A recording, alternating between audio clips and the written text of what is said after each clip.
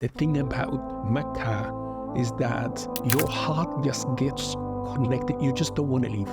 Whether you perform in your ibadah, you are in salah or you're not in salah, but you just do not want to leave that place. Umar ibn al-Khattab radiallahu anhu wardah, when he realized that they don't leave Mecca, he says, Ya Ahl al-Sham, Shamukum, O those of you who came from Sham, go back to your Sham.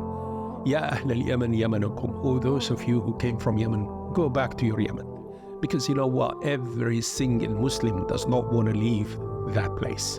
The reason behind this is simply because you are doing, right, what Allah subhanahu wa ta'ala has created you for. You are fully engaged in your ibadah.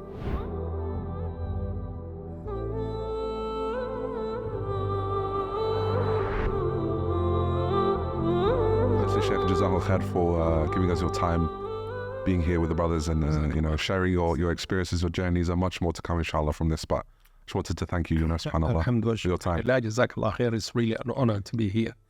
And it's really beautiful that I get to meet you finally. Allah Akbar. Finally, Shaykh. Yes. We had a podcast with Faisal, and he was speaking very highly of you, Allahumma barik, and he gave me even more excitement to meet you. And now that we've got you on a podcast, it's even better, because there's only so much you can meet and learn from somebody in one sitting. But for the beautiful thing about podcasts is that you can learn so much about somebody, and and what they can share with you can be so valuable. So I'm very looking forward to it, inshallah. So Shaykh, before we go into any of the meaty stuff in the middle of the podcast, I'd love to learn a bit more about yourself, your background, your upbringing, where you're from originally, if you don't mind sharing with us, inshallah. من الشيطان الرجيم بحمزه ونفثه ونفخه بسم الله الرحمن الرحيم الحمد لله والصلاة والسلام على رسول الله الأمين اللهم صل وسلم وبارك على سيدنا محمد وعلى آله وأزواجه وأصحابه أجمعين. It's never about a person, Tim. It's never about that. It's about the message. And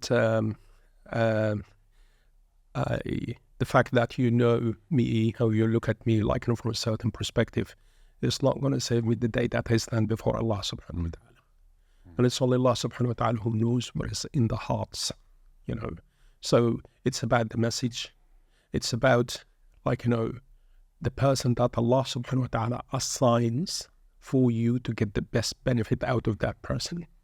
Sometimes Allah subhanahu wa ta'ala blesses certain individuals, but it's about you. It's about your relationship with Allah subhanahu wa ta'ala, because guess what? The Prophet sallallahu alaihi wasallam, the best who walked on earth, was sent with the best message ever, but yet there were people who refused to listen to him or find him as a source of guidance.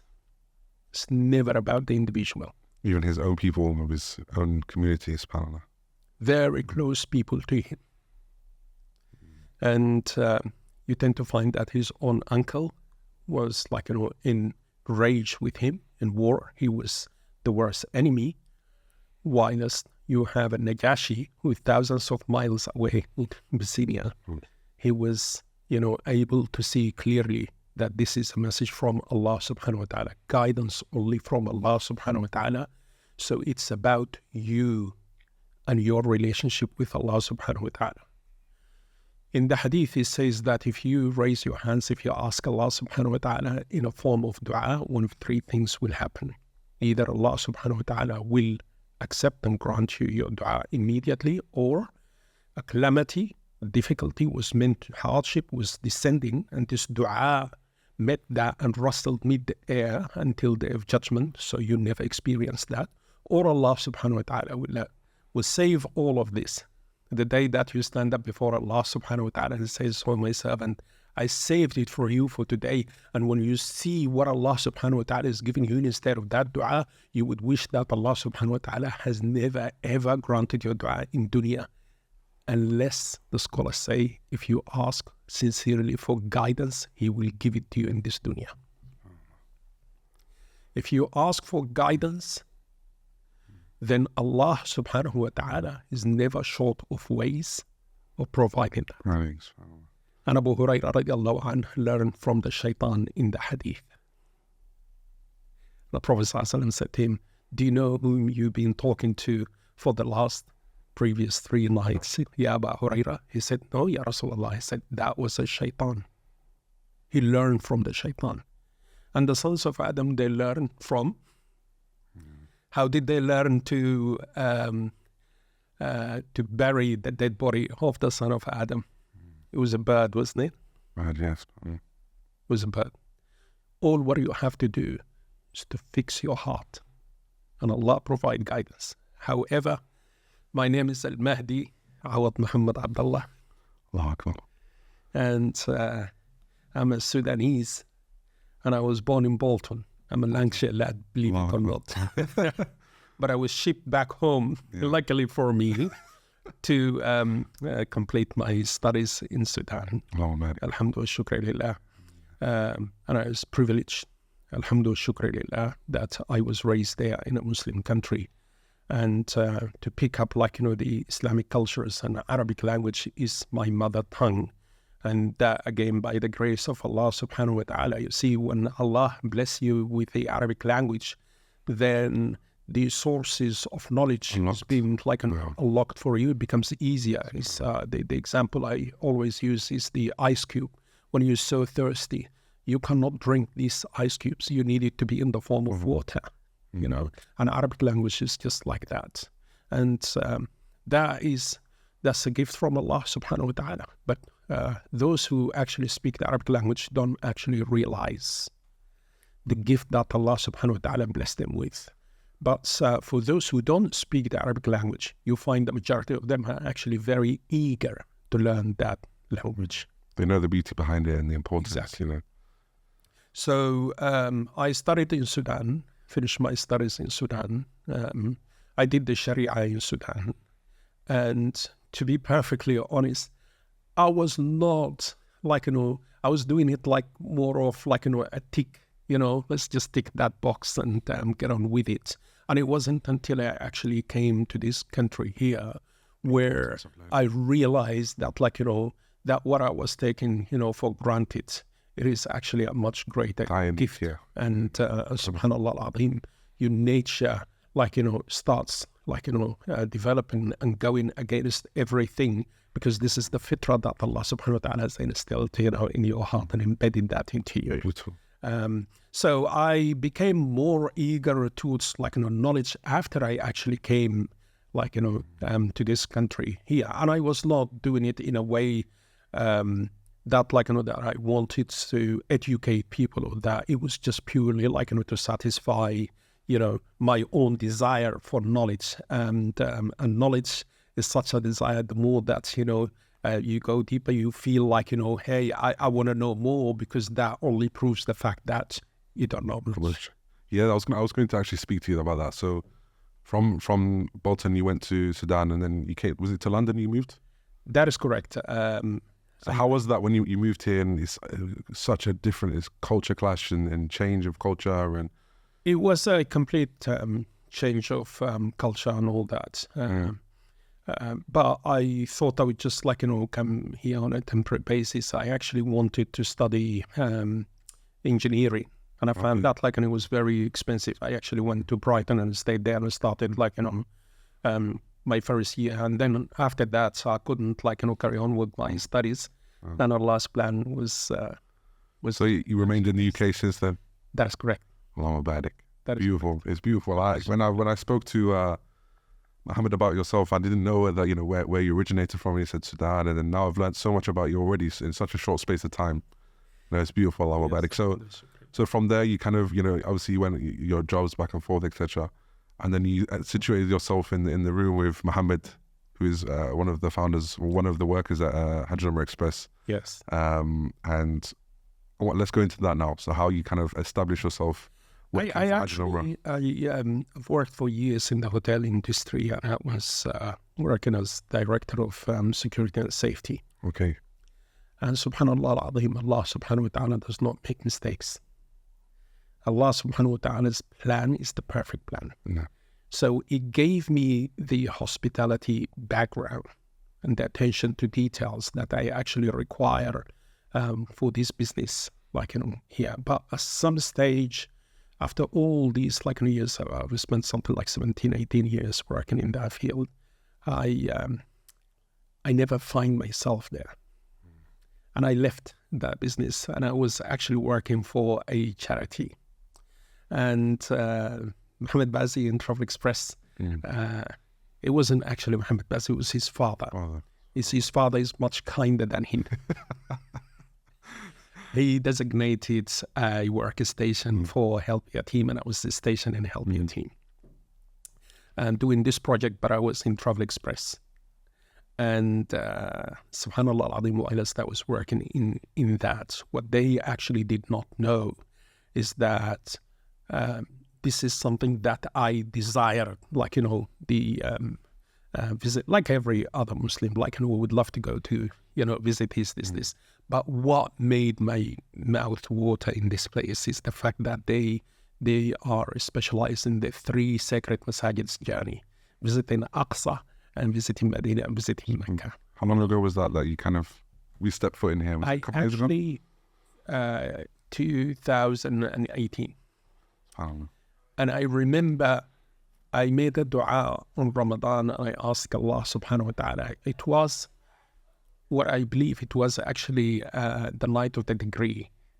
And I was in dire need, for a visit to Masjid Al-Aqsa. And I made my dua sincerely asking Allah subhanahu wa ta'ala, oh Allah, I'm just asking for 2 rak'ahs in Al-Aqsa just before I die.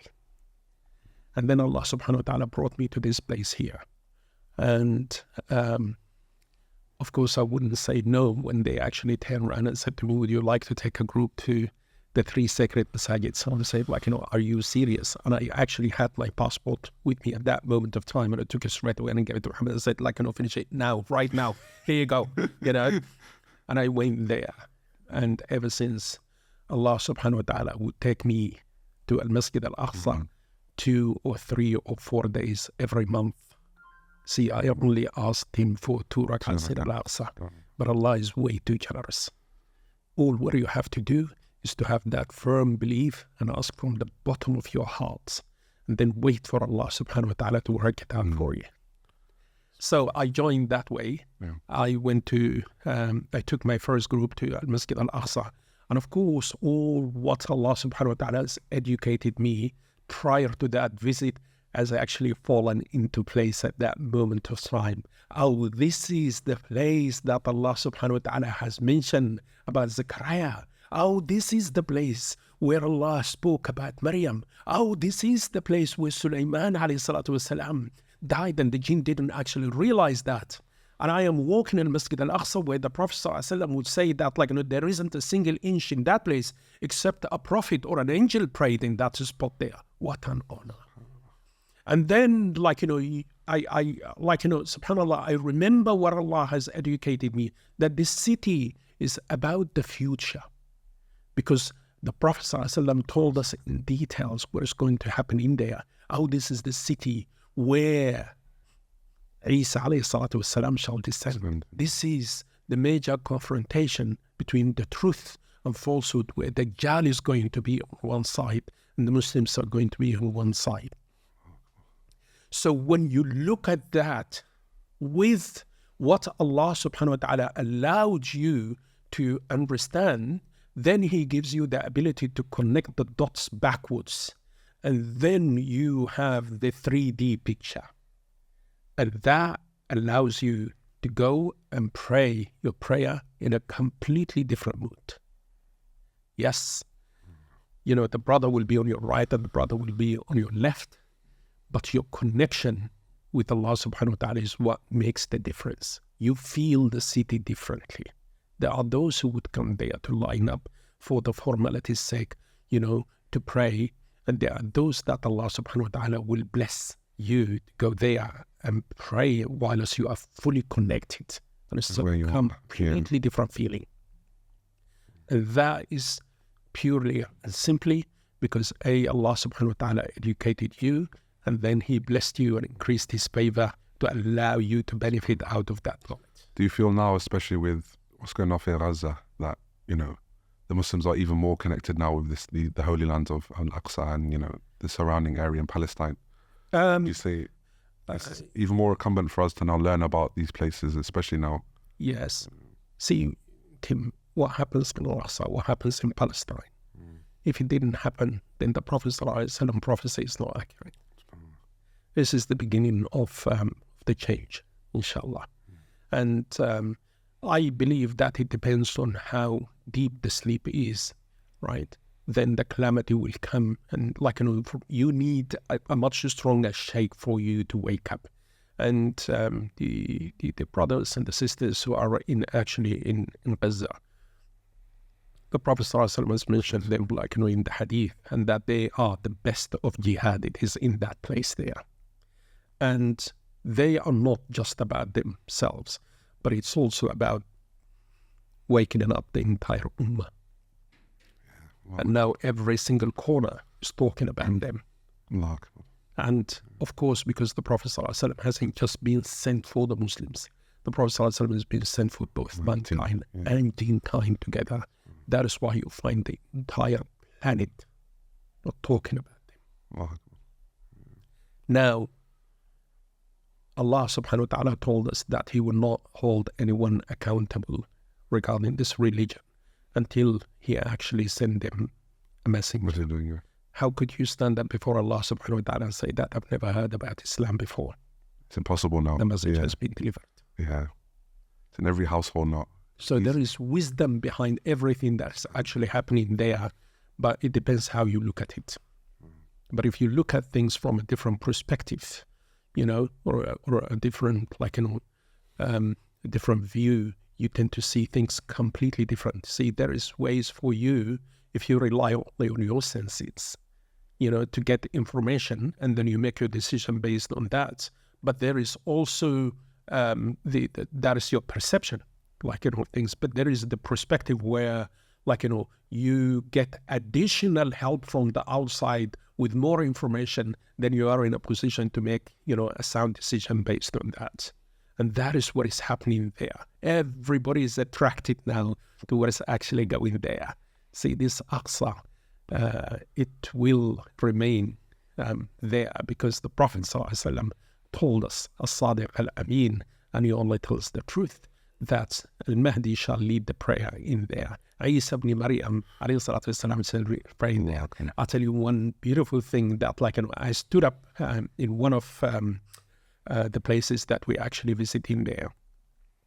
And it's called Mount of Tur, or Mount Zaytun Olives.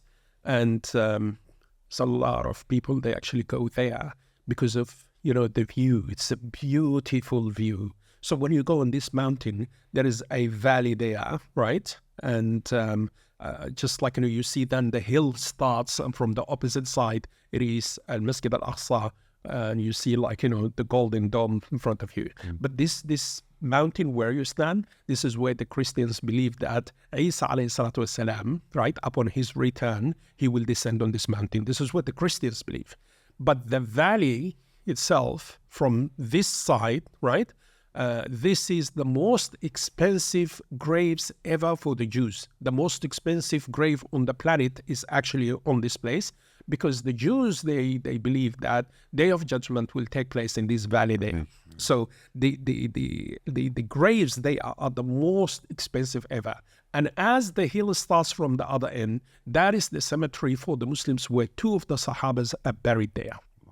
Which are those? Shaddad ibn Aus and Ubadah ibn Samit radiallahu anhuma. They are buried in that place. They are right next to a door which is sealed completely now, right? It's called Bab al-Rahmah, the gate of Marhamah. And guess what? That's the gate that Isa alayhi salatu wasalam shall use when he enter al-Masjid al-Aqsa.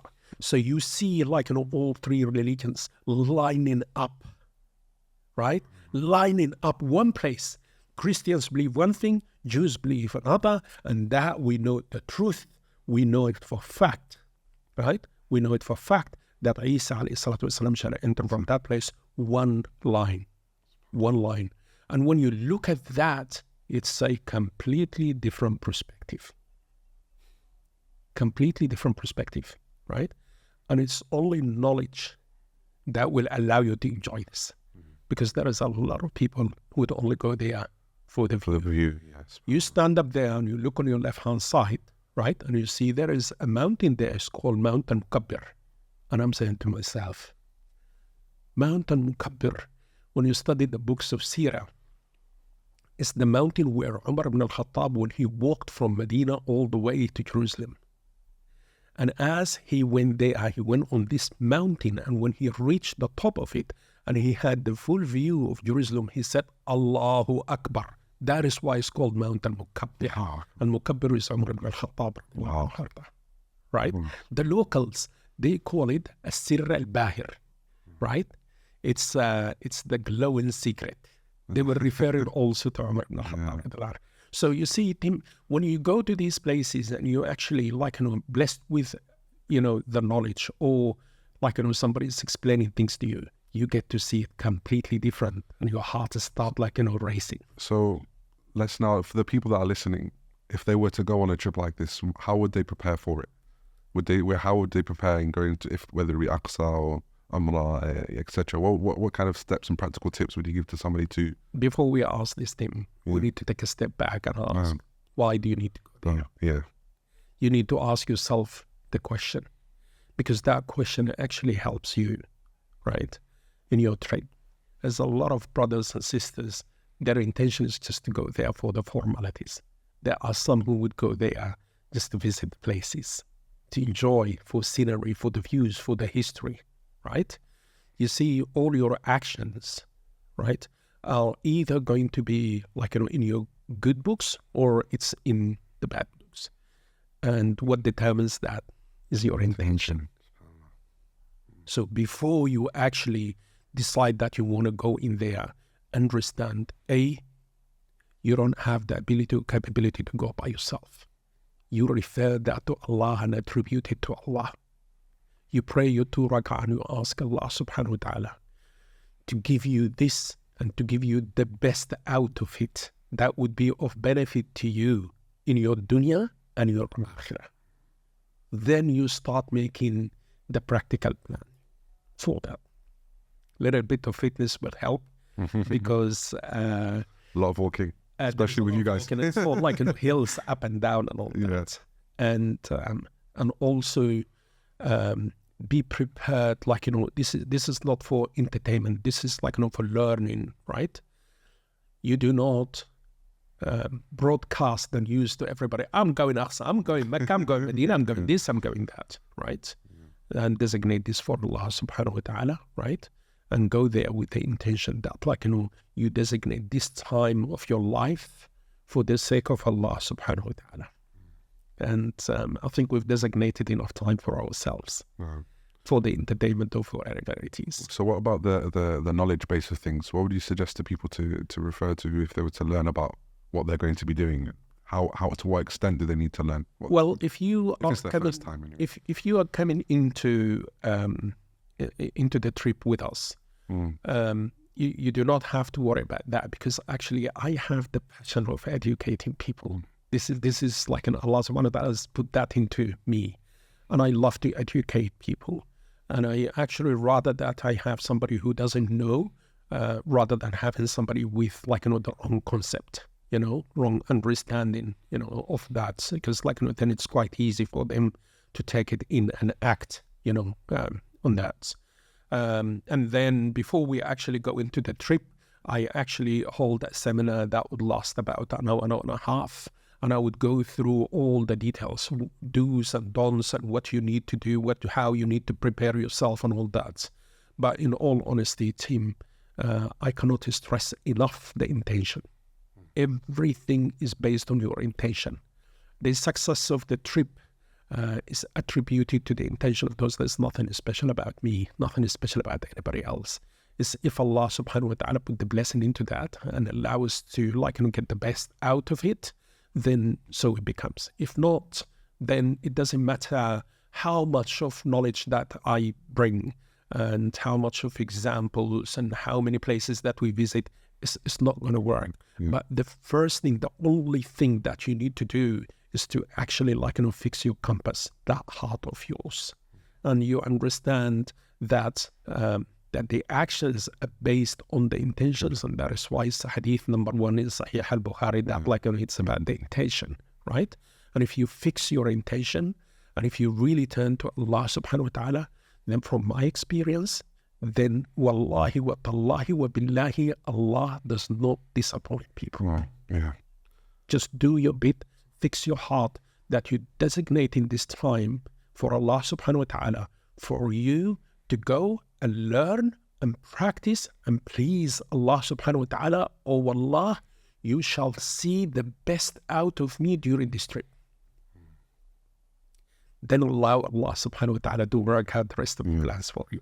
So say for instance, you're a first timer. You've never been before, مثلا, and you kind of don't know what direction to go. So you'd always suggest, if it is your first time, it'd be great to go with somebody that is able to give you that guidance and support if you need it, and you're around good people and they can always uplift you as well. Compulsory.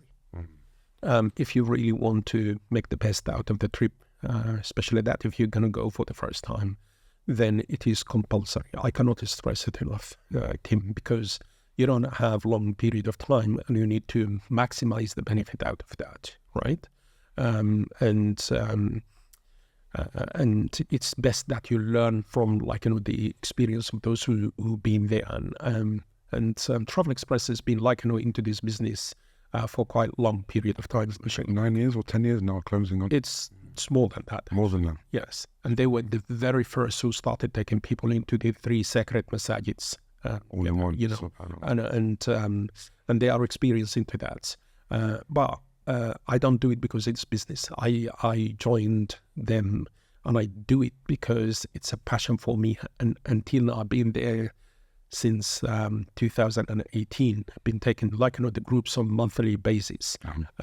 But every time that I still go there, I'm as excited as a child on the day of Eid, it's it excites me so much. And I was going to ask you that, yeah. Whatever Allah subhanahu wa ta'ala bless me with more knowledge that I accumulate about the practicalities there, He also completed the favor on me by making me my passion is to share my experience with my brothers and sisters, and that only allows them to maximize their performance and maximize the benefit whilst they're there, maximizing the visits, do's and don'ts and all that, and then explaining everything to them. So if you are a first timer, I would highly recommend it. I cannot stress it enough. It is important for you to go with somebody, you go with a group, you go with people who have knowledge. You see, we have the locals who would know about the roads and the places and how to go and all that, whilst I can actually focus on the teaching aspect whilst we are actually doing that. The location of the hotels that we choose, we have been doing business there for quite a long period of time, but we choose certain hotels because throughout the years we know which hotels are actually best for you to go there to maximize your performance, how to go there, what to do, what not to do, even when it comes to the shopping that you want to do from there, what to buy, where from, how, when, how much, and all that. And that only allows the brothers and sisters to focus on what they really came for. Yes, subhanAllah. It's imperative. Go with the group. Yeah. They make your life easier. And when you go with the group, especially when you're going to visit Aqsa, you're not harassed that much because we already have a history. So the local authorities, they know about us and they know that this is genuine business, that we're people that we only come there to do this business. So alhamdulillah, shukran. So with Aqsa, myself, I've never gone. I've never been to Al-Aqsa, and I really, really pray that Allah subhanahu wa ta'ala gives me the ability to go one day. So being somebody that's never been there before, how is it going there? Arriving there, seeing, these localities for the first time, obviously from your perspective, when you first went, how is it experiencing that? It is priceless. It's it can prove to be a little bit challenging when you are crossing from Jordan going into the Aqsa. In terms of just waiting time. So the Israelis sometimes they would keep you there. They would have to keep out of the entire group. So let us say that we have about 45 people. They'll only keep about 5, 6 of us, right? And they will say, wait, and the rest of them, they will process their entry visa, and they will allow them to leave the hall and go and wait wait outside, because you cannot leave until the whole group is completed. So I never leave the hall until my whole group actually is being granted the entry there, because if I go outside, I would lose communication with them. So sometimes they keep us for 6, 7, 8, 9, 10 hours. They will only keep very few handful of people in there, because the rest of them are waiting anyway. So they're keeping the entire group, but they're not keeping them in the same hall. But you know what? After all this struggle, I sometimes have elderly kids. And when you come out and when you take them into the Aqsa and they get to pray Jum'ah in Aqsa, they turn around and say, it's well worth all the wait. Another thing is that once we actually fly from here directly to Jordan, and then the next morning we take the coach. From that moment, we practice Sunnah by forming this brotherhood. And that's the first thing the Prophet ﷺ did when he arrived in Medina. Yeah. From that moment, we are one family. We look after each other. We help each other. The elderly are helped. The families with children and all that, they are helped. We look after each other, right? So we go like one family. And the golden rule is very simple. We go together, we come back together.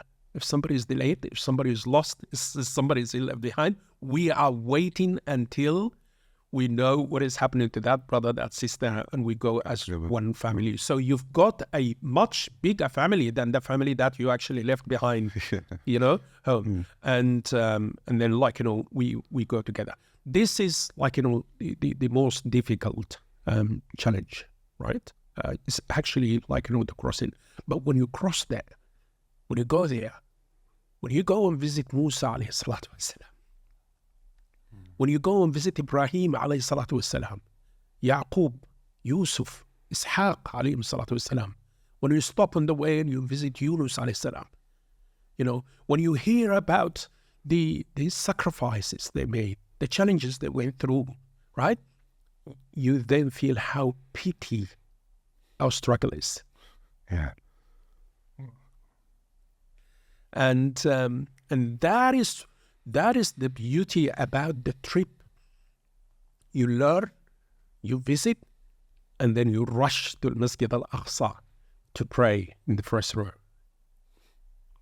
Is it easy to get in the first row over there? Yes, if you know the tricks. And that's what we share. And actually what you're looking at in a way they actually pray at this moment of time, this isn't the Masjid Al-Aqsa. Masjid Al-Aqsa is actually underneath that. That is where we go. We visit that place and give you the opportunity. And this is one of the places where it's being claimed that the Prophet ﷺ led the 124,000 of the messengers of prophets of Allah subhanahu wa ta'ala in that spot there. You get that. Priceless. And then from there, the golden, that golden dome, right? It's the rock where the Prophet ﷺ ascended from there. And you go there. That's not at Masjid Al-Aqsa, right? So you go there and you get to see that. And underneath that, there is a cave where it's being claimed the Prophet ﷺ prayed there. But what is 100% authentic is that Umar ibn al-Khattab radiallahu anhu warda prayed in that small little cave, and that becomes sunnah for us to pray in that place. So we go and we squeeze ourselves in there and we pray where Umar ibn al-Khattab prayed and where it's been stated that Ibrahim alayhi salatu wasalam, he used to pray in this place there. The beauty of being on the footsteps of such prophets and Sahaba, it is priceless. Yeah. You walking in these corridors while the adhan is being raised. It is a different planning. But I am warning you, you're going to be fit. There's a lot of walking, going down, going up. There's hills everywhere. and non-slippery shoes. So going back to now the group thing, you know, where you spoke about the brotherhood and being a family as a group, being one of the group leaders yourself, what would you say are the main aspects of when you're taking out these groups, it would be for you in terms of getting the most out of them and allowing them to experience it? What would be the main key points for you when taking these people out, and the purpose behind it? Why do you feel you should be doing this for these people? It's the intention, just reminding everybody, you know, why they're there. It's quite simple. And then, like, you know, everybody will fix their heart. And when they fix their heart and they realize that they're there for the rewards, right? Then the second step is that, like, you know, doing things according to the Sunnah of Muhammad sallallahu alaihi wasallam, right? And don't come up with your own things, you know. And once you understand, like, you know, that concept, you focus and you, like, you know, fully focused on that, then, like, you know, this brotherhood between, like, you know, the brothers and sisters and everybody there, right? It actually allows them to do things, like, you know, by themselves. But whomever is going to go and get food, he's also thinking about, like, you know, the rest of the group. And we tend to assign, like, you know, the brothers. So when I start, like, you know, going, like, you know, the first day from the hotel to Al-Masjid Al-Aqsa, right? I would assign, like, you know, a brother or a couple of brothers to stay right at the back, right? Because I can't be in two places at the same time. Whilst I'm leading them, you know, to Al-Masjid Al-Aqsa, there is somebody who's keeping an eye on the rest of the group, so nobody's getting lost. Is there anybody who needs help? You know, is there anything? So we go, like, you know, together, right? All together until they learn the route of going and coming back to the hotel. And then everybody does what they actually want to do to maintain the relationship between them and Allah subhanahu wa ta'ala. The one who wants to go and pray, like, you know, at 3 o'clock in the morning, right, knows exactly how to go there and how to come back, you know, and they have, like, you know, their own time to do their bits and pieces. It's a privilege to lead the group because Allah subhanahu wa ta'ala pays on behalf of each and every single one of them, you know. And if Allah subhanahu wa ta'ala utilizes me to revive, like, you know, their hearts and allow them to focus, you know, on the relationship with Allah subhanahu wa ta'ala, then what else do I want more than that? You know, it's already there, team. But it's when Allah subhanahu wa ta'ala allows you to connect with them, right? And for them to feel your words, right? And Allah subhanahu wa ta'ala accepts that to revive the hearts. Then everything after that becomes very easy, you know? And we go together, we come back together, we enjoy ourselves, we pray, we worship, we make the best out of our time, you know? Alhamdulillah. Yeah. We've spoken a lot quite about Aqsa, you know. I think maybe we can speak more about, you know, Mecca and Medina. Going back to your journey slightly, a little bit further back, your first time you went on Umrah and in your experiences, I remember them speaking when you spoke about you giving your passport and them taking you. How was that journey going to Mecca for the first time? Because I know when I first went to Mecca and I was, you know, even on the bus and I saw the minarets that I know is surrounding the Kaaba, you know, this place that has so much history and, you know, praying inside of there, the amount of reward you get just by having one salah there, etc. It was overwhelming for me, especially before even seeing the Kaaba. I know a lot of people that say, you know, when you see the Kaaba, they all have mixed emotions. Some people, they get quite overwhelmed. Some people, they don't feel it until later. How was it for you when you first, you know, stepped upon the area of Mecca and seeing the minarets? And Alhamdulillah, I was not focused into the buildings. I was fully conscious that, like, you know, I am not to be distracted by, like, you know, the beauty dunya of side of things, the buildings and all that, you know. But it hit me actually the first time that I went there. The first time that I went there, I didn't go with you know, Travel Express and Hajj and Umrah Express. But it hit me to the extent that I did not want to leave the masjid, so I decided to do i'tikaf, and I stayed there, like, for a whole week. In the masjid, and I wasn't even prepared to stay in the masjid for that long. And them days, like, you know, you were allowed to stay once. So I stayed there. The thing about Mecca is that is that your heart just gets connected. You just don't want to leave. Whether you perform in but you are in salah or you're not in salah, but you just do not want to leave that place. No matter how many times you go there, you just want to. And like, you know, when I when I left and I started going back with Hajj and Umrah Express, Travel Express, I realized that actually, Tim, the last time I was there, I left my heart there. Your heart will stay there. People get, what do they call it? It's like a post-Umrah depression in a way. Exactly. Like, subhanAllah. And this is actually like where Umar ibn al-Khattab radiallahu anhu, he when he realized that people are like, they don't leave Mecca, he says, Ya Ahl al-Sham, Shamukum, O those of you who came from Sham, go back to your Sham. Ya Ahl al-Yaman, Yamanukum, O those of you who came from Yemen, go back to your Yemen. Because you know what? Every single Muslim does not want to leave that place. And the reason behind this is simply because you are doing, right, what Allah subhanahu wa ta'ala has created you for. You are fully engaged in your ibadah. And that is in return giving you all the tranquility and the peace in your heart. That feeling is what is making you don't want to leave this place. Because once you leave, you get engaged with the dunya and all that, and you never experience that sort of thing, So I always say to my brothers, the team that comes with me, I say to them that, listen, when you go into Mecca,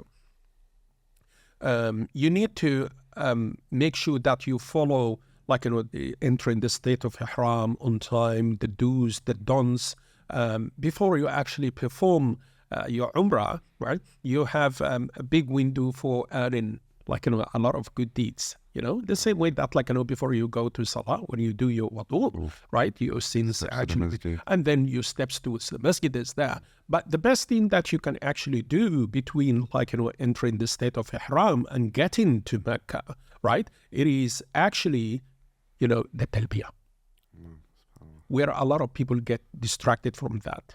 Now, this is the most important dhikr, and it has to be done loud, because guess what? Jibreel alayhi salatu wasalam, the chief of the angels, he descended telling the Prophet sallallahu alaihi wasallam, command the Sahaba to raise their voices. Now Allah subhanahu wa ta'ala could have sent the message in any other way, but because of the importance of this message, the chief of the angels, Jibreel alayhi salatu wasalam, has to descend to command the Prophet sallallahu alaihi wasallam, right? To tell them that, raise your voices. Yeah. Right? And you've got to distinguish that the sisters, it's not like that. Your voice should be loud enough only for the person who's next to you to hear. Right? Yeah. So you've got to understand how to do things. So let us say that we normally go Medina first, and from Medina we have about 6 hours drive to go to Mecca. How much of good deeds? Opportunities.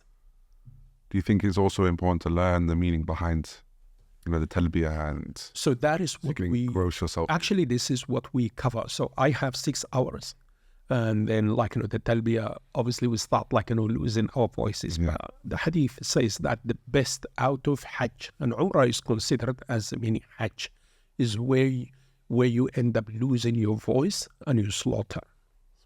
This is the best. Now tell me, how many people now make it losing the voices? That's the best out of it. So then I cover the lecture. I cover okay, why are we saying this? Because you know what? There's 2 things. Islam is very logical, and the Arabic language has actually the secrets. And that's what I was talking about earlier on. The beauty of Arabic language is very logical. So when you explain to them, labbaika, what does it actually mean? In English, if somebody calls you, you would say yes, right? Yep. These sort of things. But in Arabic, you would say na'am, and when you say, when the caller is of very high status, respect-wise, you would say labbaika. And you would say that, so, okay, why am I saying labbaika to Allah subhanahu wa ta'ala? And the scholars say that Allah subhanahu wa ta'ala has told us already in Quran that He commanded Ibrahim alayhi salatu wasalam to make the call, and we are answering that call. Because Allah subhanahu wa ta'ala is the one who called us through Ibrahim. We address Allah subhanahu wa ta'ala directly and we say, Labbaika ya Allah. The highest possible form of respect vocabulary, right, we could ever use is to say Labbaika, and understand that when you say Labbaika, you are addressing Allah subhanahu wa ta'ala directly. So make sure that your heart is in the right place when you are doing that. And we go through this understanding because, team, the beauty of the trip is when you understand. Yeah. It's nothing special about me or you. But the difference between me and you is that how much do you know that I don't know? That's the difference. But when I understand what you understand, then perhaps we have the same level of connecting with Allah subhanahu wa ta'ala on that. And we go all the way there. That's the dhikr all the way there, and we understand that listen, the Prophet ﷺ said what is this valley here when he passed this place, and he said oh, this is Wadi Azraq. This is the blue valley because it used to be full of water. And the Prophet ﷺ tells us about the history. It's as if I see, it's a replay. I see my brother Musa alayhi salam on his way to perform Hajj or Umrah, loud with the talbiyah. And then the Prophet ﷺ tells us, there isn't a single rock, there isn't a single tree on your right, all the way to the end of earth, except it's repeating the talbiyah with you. These are witnesses for you in the day of judgment. It's up to you. How much of good deeds do you want? This is your investment. So when you have that understanding, then you make more effort into what you're doing, into what you do. And this is what I try to focus on. I try to share, the little that I know with my brothers and sisters. Perhaps Allah subhanahu wa ta'ala will allow that to flourish in their hearts. So just wrapping up with the last few points, I wanted to say, if there's anybody out there that's watching this or listening to this, what would you say to them if they're on the verge of saying, I want to go on Umrah, but maybe I'm not a good person, or I feel like I'm not the right person to be going to the house of Allah subhanahu wa ta'ala? Because I remember when I first took my shahada, I was speaking to Faisal about this, there's this mindset and this feeling behind us, and I guess it's shaitan in the sense that, you feel like you're not good enough to become a Muslim. I do too many sins. That same concept that I think a lot of Muslims have, that I'm too bad that, maybe in 10 years, 20 years time, I'll go on Umrah, or I'll go on my Hajj, What would you say to those people? Well, that's the game of deception. Shaitan can only beat you through this deception. But actually, if you have these thoughts, then guess what? This is the perfect time for you to go Umrah, because you need to eliminate that. And because you don't know, Tim, are you going to be here tomorrow morning? Are you going to be here tonight? No. And if you have these sort of thoughts, then that is the time that you need to go. And if you feel you don't have the wealth, I need to save until I get 5,000-10,000 pounds, then I can go there.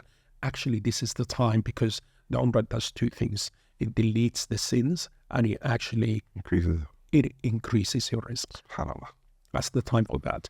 If you say that it's not the time, then take a step back, right? Do you want to die before you actually visit the house of Allah subhanahu wa ta'ala? Is dunya more important to you? Do you want to fix these thoughts in your heart? That you have these whispers, you want to fix your heart? Then there is nothing better than going to that hospital, the house of Allah subhanahu wa ta'ala. Then what? Then you are surrounded by brothers and sisters, right? Every single one of them would support you to do more. You are going into a competition with them, because when you see everybody praying their 5 prayers in there, you don't want to be staying behind. Yeah. When you see them going to do the Qiyam Layl, right? You don't want to be staying behind, You want to do more. And then you start feeling, the sweetness of the ibadah, right? And I guarantee you, right, by the time you come back, you would say, why did I never do this a long time ago? It's because you were listening to the shaitan. Now is the time. Now is the time. Another thing, think about the scenario of COVID. Maybe you would want to go next year. What if the place is going to be shut down for another thing like COVID? Yeah. Right? So don't delay it. You need to go now, because this will reflect on your entire future and the rest of your life, beyond doubt. It's almost as well like the priorities as a person, because some people have the money to go on Hajj and Umrah, but they choose not to. Maybe they put it in a car, maybe they didn't need the car. Some people, they need the car, But I guess it's also priorities as well. Would you say that's the case? It is absolutely a priority. And like, Umar ibn al-Khattab radiallahu anhu would say that the one who has all the means to perform Hajj and they don't do that is not a Muslim. He's not Muslim. He's not Muslim. So go ahead and enjoy it. Go ahead and enjoy it. Wallahi, there is nothing better than that. I couldn't believe when I started taking the groups and all that, how did I manage to spend the previous years without this job? I found myself right there. That's me. And I go there, Tim, almost every single month. And it's still like every time I'm on the plane, right, coming back home, I'm already thinking about, when am I going to go back? Oh, God. The feeling is beyond what you can comprehend. Fix your heart before it's too late, is the advice I would give you. I was going to ask for a last reminder, but I think you hit the nail on the head, Shaykh, subhanAllah. I really, really appreciate your time. I'm hoping we can do another one, maybe when you're more free as well, inshallah. You've got some more spare time. We can sit down together, inshallah. This is what I love to be, Tim. Also, we have Hajj coming up. It's a big time for the Muslims. Maybe you can give a reminder for Hajj, post-Hajj, maybe depending on when this is released. Yeah, subhanAllah al-Azim. Yes, Hajj is coming, but again, as I say to you, it's all about the heart, Tim. It's not a Hajj. It's the act of worship called Hajj. And that is what we need to focus on. As I said to you, Umar ibn al-Khattab radiallahu anhu warda, says the one who has the means and he does not make it to Hajj, he is not a Muslim. He is not a Muslim. He is not a Muslim. Understand, Hajj is actually the 1/5 of your deen. And today, Tim, we fight and we make a real effort into our credit score. Right? And if we can actually eliminate the previous problems where we missed this payment and that payment, this, we do everything that actually it takes. And if we have an offer of an investment, we don't want to lose that. There isn't anything better than Hajj. It resets the past. It deletes all the past, as per the authentic hadith, right? And it's the highest possible investment. Prophet ﷺ says that al-Hajj al-Mabrur, that Hajj, that is that you do it to the way that it pleases Allah subhanahu wa ta'ala and His Prophet ﷺ, there is no reward for it but Jannah. And all what we're striving for is to go to Jannah. Here's your ticket to Jannah. The money that you don't want to spend on Hajj, you would eventually end up losing it. But if you invest it here, you might actually die and leave it as inheritance for somebody else to enjoy it behind you. Whilst you have the opportunity, Hajj is in the best 10 days of Allah subhanahu wa ta'ala ever. Ever. They are honored. These became 10 days, the best 10 days ever, simply because of Hajj. And this is the opportunity where you can enter, and combine so many ibadahs into one act of worship, right? So you are going to spend your money where you would normally spend it in sadaqah and zakah and this. You have to spend it here, right, for you to actually go to Hajj. And the physical effort that you put into Hajj, right, where you would put it in jihad or where you would put it in the salah that you do, you will do it here. Only that you are doing it, right, in Mecca, where each salah is 100,000 salah equivalent. Think about the salawat that you have missed in the past. Look at the amount of credit that you're going to get. the sadaqah that you do there, each hasana, it's not just the salah, each hasana is the equivalent of 100,000. And guess what? Allah still multiplies the hope He wishes. And tell me again, I don't want to go Hajj. So, if you have the ability to go Hajj and you do not consider that, I would urge you to think again, but and look at the state of your heart. And if you cannot do that, why can't you send somebody there? Still Allah subhanahu wa ta'ala accept from you.